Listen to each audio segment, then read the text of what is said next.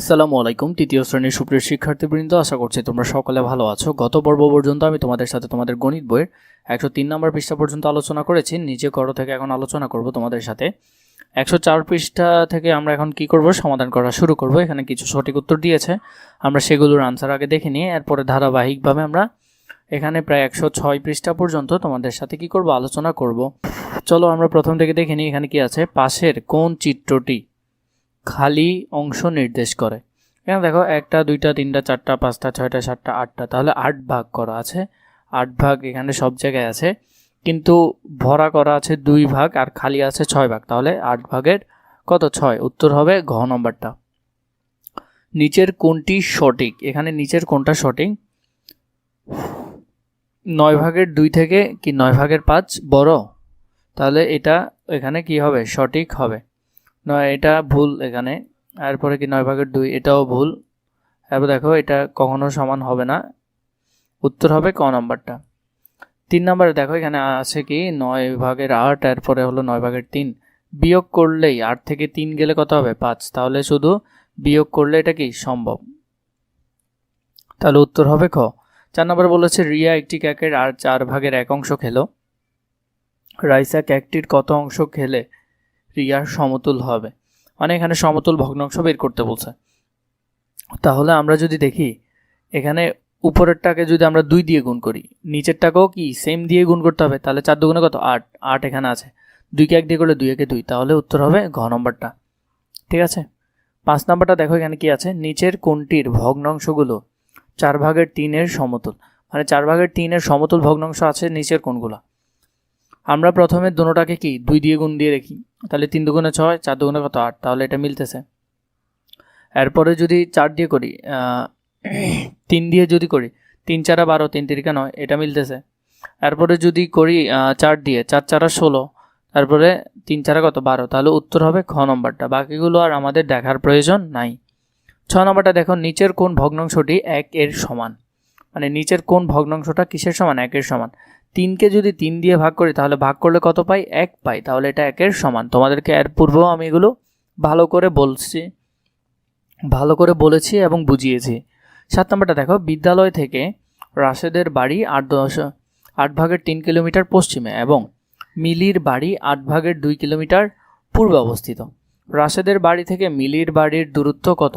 তাহলে দূরত্ব যদি বের করি, তাহলে আমরা কি করব, যোগ করব। তাহলে 8 ভাগের 3-এর সাথে কত যোগ করব, 8 ভাগের 2 যোগ করব। তাহলে নিচে 8 আর 8, 8 সেম থাকবে, 3 আর 2 যোগ করলে 5, 5 কোথায় আছে, এখানে। তাহলে উত্তর হবে ঘ নম্বরটা। 8 নম্বর দেখো, রাসেল 5 ভাগের 4 লিটার পানি পান করলো এবং রিয়া 5 ভাগের 3 লিটার পানি পান করলো। রিয়া অপেক্ষায় রাসেল কত লিটার পানি বেশি পান করলো? তাহলে যদি বিয়োগ করি, 5 থেকে 3 যদি চলে যায় 1, তাহলে 5 ভাগের 1 এখানে কোথায় আছে, ঘ নম্বরে। তাহলে বিয়োগ করলে কত হবে, উত্তর হবে ঘ। পরবর্তীতে 105 নম্বর পৃষ্ঠাটি দেখো, এখানে কি বলেছে, দাগ টেনে মিল করি। তাহলে এখানে দেখো এখানে কি আছে, 5 ভাগ, 5 ভাগের মধ্যে কত ভাগ রং করা আছে, 3 ভাগ রং করা আছে। তাহলে এখানে এটা কত হবে, 5 ভাগের 3 কোথায় হবে, এটা হবে উত্তর এখানে নিচে। দুইটি একত্রে এখানে মধ্যে কত, 1 2 3 4 5 6, এখানে 3 5 10। তাহলে এখানের মধ্যে দুইটি একত্রে কি হবে, সমতুল ভগ্নাংশ এখানে হবে। এরপর দেখো এখানের মধ্যে আছে 1 2 3 4 8, আর এদিকে হলো, এটা উত্তর হবে এখানে 1-এ। আর এখানে আছে কত, 2 4, আর এদিকে আছে 8 ভাগের 4 অংশ, আর এদিকে আছে 4 ভাগের 2 অংশ, এটা উত্তর হবে উপরটার সাথে। এরপরে দেখো এখানে 3-এ কি দিয়েছে, 1 লব 7 হর 13। এই ভগ্নাংশগুলো আমরা কি করব, লিখব।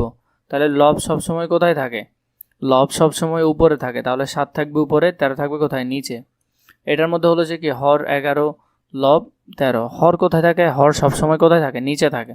তাহলে হর 11 নিচে, লব 7 উপরে। বাকিগুলো আমরা দেখে নিই।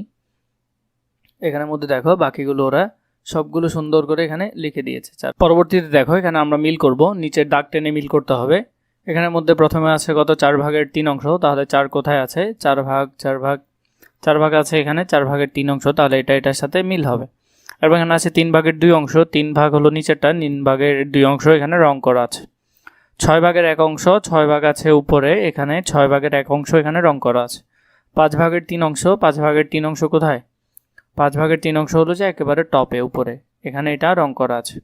তারপর দেখো এখানে আমাদেরকে এগুলা বলেছে, এগুলো আমাদের কি করতে হবে? মিল করতে হবে। এখানের মধ্যেও আছে, সেটা যদি আমরা দেখি 3 ভাগের 2 অংশ, 3 ভাগের 2 অংশ হলো এখানে। 5 ভাগের 3 অংশ, 5 ভাগের 3 অংশ হলো উপরে এখানে। তারপর 6 ভাগের 1 অংশ, 6 ভাগের 1 অংশ হলো এই উপরে এখানে। 6 ভাগের 1 অংশ, এগুলো তোমরা পারবে আমি জানি। 4 ভাগের 3 অংশ এখানে। এরপর দেখো এখানে বলেছে নিচের ভগ্নাংশগুলোর জন্য 3টি করে সমতল ভগ্নাংশ লিখি। মানে প্রতিটা ভগ্নাংশের জন্য আমরা এখানে কয়টা করে লিখব? 3টা সমতল ভগ্নাংশ এখানে লিখব। তাহলে এখানে প্রতিটার জন্য আমরা কি করলাম? 3টা করে সমতল ভগ্নাংশ এখানে লিখলাম। এখানে 4টা করে দেওয়া আছে, তোমরা চাইলে এখান থেকে সুন্দর করে তোমাদের বই কি করে ফেলতে পারো?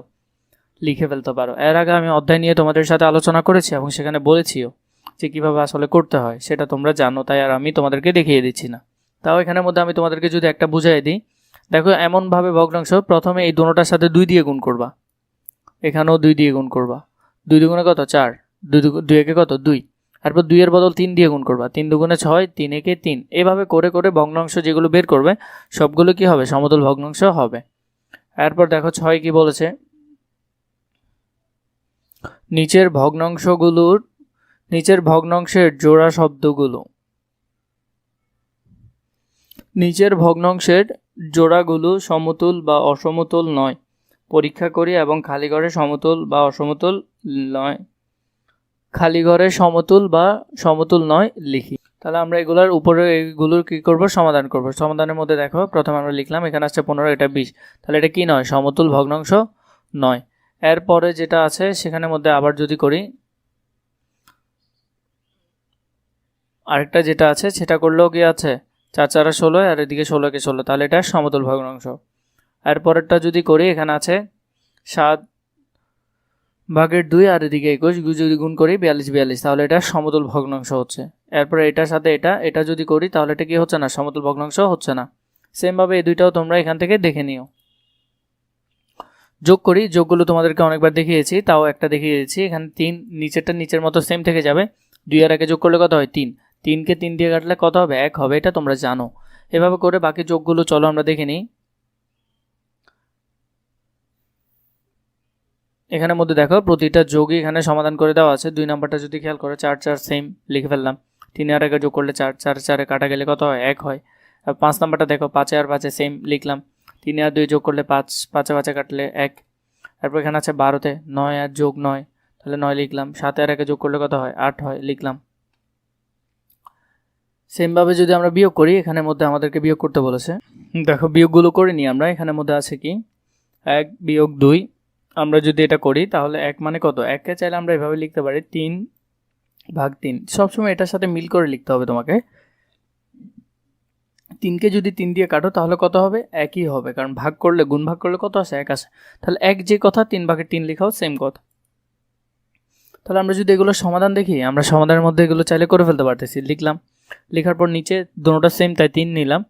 আর 3 থেকে 1 চলে গেলে কত হয়? 2 হয়, লিখলাম। পরেরটা দেখো, এখানে আছে 6 6 সেম লিখে ফেললাম।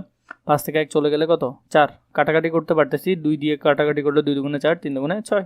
এভাবে করে 8 নাম্বারটা দেখো, এখানের মধ্যেও সেম আমরা লিখলাম। 8কে 8 দিয়ে করলে কত? 1ই হবে। আর এখানে 8/5 আছে, করলে কত হয়? 8/3 হবে। তো এগুলো এভাবে করে করে তোমরা সবগুলো চাইলে এখান থেকে করে ফেলতে পারো। 9 নম্বর অঙ্কটা যদি আমরা খেয়াল করি, এখানে কি আসে? মনির বাড়ি বিদ্যালয় থেকে 10/7 কিলোমিটার উত্তরে এবং ফাহিমের বাড়ি এত কিলোমিটার দক্ষিণে অবস্থিত। মনির বাড়ি থেকে ফাহিমের বাড়ির দূরত্ব কত? তাহলে একজনের বাড়ি থেকে আরেকজনের বাড়ি বলেছে আমাদের বিয়োগ করতে হবে। তাহলে আমরা যদি সেটা বিয়োগ করি, তাহলে প্রথমে আমাদেরকে এটা কি করতে হবে? যোগ করতে হবে। মনির বাড়ি থেকে ফাহিমের বাড়ির দূরত্ব কি করতে হবে? যোগ করতে হবে। তাহলে যদি যোগ করি আমরা, এখানে এটা লিখলাম এবং এটা লিখলাম। এখানের মধ্যে আছে 10 কত? 7, আর এখানে আছে 3। তাহলে যদি যোগ করো, এখানে আছে 7, এখানে আছে 3, দুটোটা যোগ করলে 10 আর 10 হবে, তাই না? কিন্তু এখানে এই অঙ্কটা আগের অঙ্ক, তো এখানে শুধু নাম্বারগুলোই চেঞ্জ আছে। তুমি এখানে 7, এখানে 3 দিবা, দুটোটা 7 আর 3 যোগ করলে কত হয়? 10। 10কে 10 দিয়ে কাটলে কত হবে? 1 হবে। তাহলে মনির বাড়ি থেকে ফাহিমের বাড়ির দূরত্ব কত কিলোমিটার? 1 কিলোমিটার। পরবর্তী অঙ্কটা যদি দেখো 10 নম্বরে কি বলেছে, বিদ্যালয় থেকে সামির বাড়ির দূরত্ব 7/5 কিলোমিটার এবং মিনার বাড়ির দূরত্ব এত কিলোমিটার, বিদ্যালয় থেকে কার বাড়ির দূরত্ব বেশি? তাহলে একটা থেকে একটা কি করতে হবে? বিয়োগ করতে হবে। যেহেতু আমরা এখানে 7/5 দেখছি, এটা বেশি, তাই বিদ্যালয় থেকে স্বামীর বাড়ির দূরত্ব কি হবে? বেশি হবে, কারণ এই অংশটা বেশি, তাই বাড়ির দূরত্বটাও কি হবে? বেশি হবে এখানে। যদি এটা বিয়োগ করো 7/5 থেকে এটা বিয়োগ করার পর 7/2 এত মিটার বেশি দূরে। এরপর 11 নম্বরে দেখো, একটি কেক এর এত অংশ রেজাকে এবং এত অংশ রনিকে দেওয়া হলো। রেজাকে রনি অপেক্ষায় কত অংশ কেক বেশি দেওয়া হলো? এখানে তাহলে একটা থেকে যদি একটা বিয়োগ করি 7/1 অংশ কি বেশি দেওয়া হলো।